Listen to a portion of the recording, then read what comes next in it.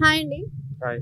AP ఏర్పడినప్పటి నుంచి మనకు ఒక రాజధాని అనేది లేదు. సో ఇప్పుడు కొత్త ప్రభుత్వం రాగానే డిక్లేర్ అయిపోయింది కదా, అమరావతిని డెవలప్మెంట్ కూడా జరుగుతుంది. సో మీరు దానిపైన ఎలా ఫీల్ అవుతుంది? మంచిదే ఒక రాజధాని అంటూ ఉంటే.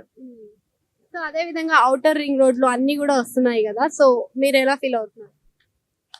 ఫీలింగ్ హ్యాపీగానే ఉంది యాజ్ ఏ ఏపీ పర్సన్గా. అది ఎంత తొందరగా డెవలప్ అయితే అంత నెక్స్ట్ జనరేషన్కి అంత బాగుంటుంది. గత ప్రభుత్వంలో చూసుకుంటే ఇవన్నీ జరగలేదు కదా, కానీ వాళ్ళు ఏమంటున్నారు, మేము మంచి చేసి ఓడిపోయామని. నిజమేనా మరి? నిజమే, వాళ్ళు మంచి చేసే ఓడిపోయారు. ఏం మంచి చేశారు అనుకుంటున్నారు? నవరత్నాలు చేశారు. రాజధాని ఒక్కటే కలిగింది. మిగతా ప్రజలు ఓడించారు అనుకుంటున్నారు. ప్రజలేం ఓడించలేదు, మేబీ ఆధారాలు లేకుండా ఓడిపోయారు అంతే. మరి 11 రావడం అనేది చాలా కష్టక్లిష్టమైన పద్ధతి. కష్టం కాదు, ఏదో మొదలపు జరిగింది మొత్తానికి. అది ఏంటన్నది ఎవరికి తెలియదు. అంటే ఇంతకు ముందు సమావేశం అంటూనే ఏర్పరచలేదు మనకి జగన్ గారు. సో ఇప్పుడు ప్రెస్ మీట్స్ కాదు, సమావేశాలు. అంటే ఇప్పుడు వీళ్ళు ఉన్నారు కదా, అభ్యర్థులు ఎమ్మెల్యేలు అందరూ కూడా ఓడిపోయిన వారు గెలిచిన వారు ఇద్దరు ఉన్నారు కదా.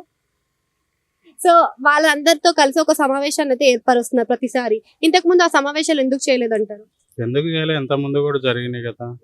ప్రజల్లోకి వెళ్ళేటప్పుడు నవరత్నాలు తీసుకెళ్లి గడప గడప తిరగండి అని ప్రోగ్రామ్స్, అవన్నీ సమావేశాలు కదా. అవన్నీ సమావేశాల్లో కనపట్టలేదు వీళ్ళకి.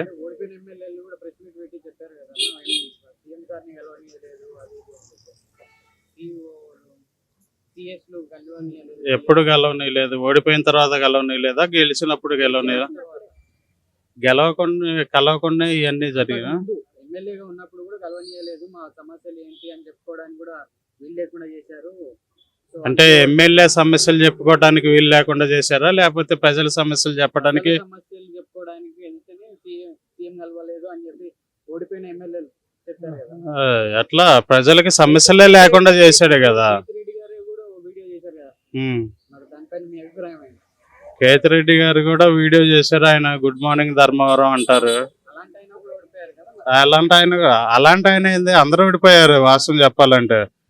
175 సీట్లకి 11 సీట్లే ఇచ్చారంటే మరి అందరూ ఓడిపోయినట్టే కదా. ఇది ఎక్కడ అన్యాయం జరిగింది అన్నది తెలియదు జనాలకి. అప్పటికి ఇప్పటికి పచ్చి వైసీపీ తరఫున ఉన్న వాళ్ళకి కూడా అర్థం కావట్లా, ఓడిపోయినారా, అసలు ఎట్లా డ్రాబ్యాక్ జరిగింది ఏంటన్నది తలపట్టుకున్నా కానీ అర్థం కాని పరిస్థితి ఇది. మరి ఆయన నవరత్నాలని అందరికి నా బీసీ, నా ఎస్సీ, నా మైనారిటీ అని చెప్పేసి అందరికి అన్ని రకాలుగా పంచిండు డబ్బులు.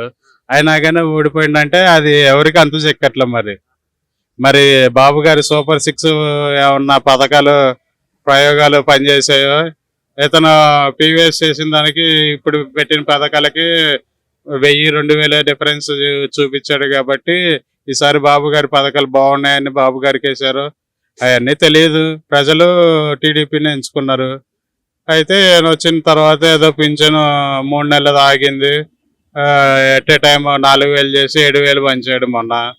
ఇది చూద్దాం ఎన్నాళ్ళు జరిగిద్దో. ఏనైతే అన్ని ఇస్తాడని నమ్మకం అయితే లేదు బాబు గారు. అది